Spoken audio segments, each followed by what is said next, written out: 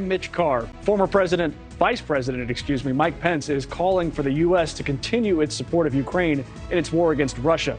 This comes after House Minority Leader Kevin McCarthy suggested that Republicans will slow aid to the embattled country. For more on McCarthy's comments and the reaction to them, Joe Khalil is back now. Hey, Joe.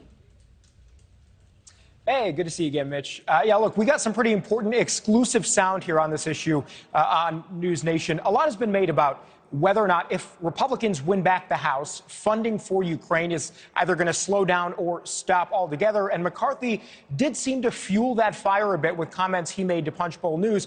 And we'll put up his comments on your screen here. He said, quote, I think people are sitting in a recession and they're not going to write a blank check to Ukraine. They just won't do it. Now, as you mentioned, those comments got almost immediate pushback from some others in his party, and most notably Vice President Mike Pence and others. But look, I've been having conversations with Republicans in the House. I've been having conversations with Republicans in the Senate. There is some concern that we've been spending too much money on Ukraine and that money is unchecked. So here on NewsNation, we spoke exclusively with Jim Comer. Why is he an important voice? Well, if Republicans do take back the House, Comer is likely going to be the chairman of the powerful Oversight Committee in charge of all of the investigations in the House. So he's going to be a really important voice in this debate. And here's what he told us exclusively about this Ukraine funding a couple of days ago.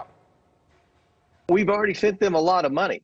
And Ukraine doesn't have a stellar reputation for spending American tax dollars. So I think that we're going to demand a full accounting of every dollar that Ukraine has already received, and then we'll make a decision moving forward based on that.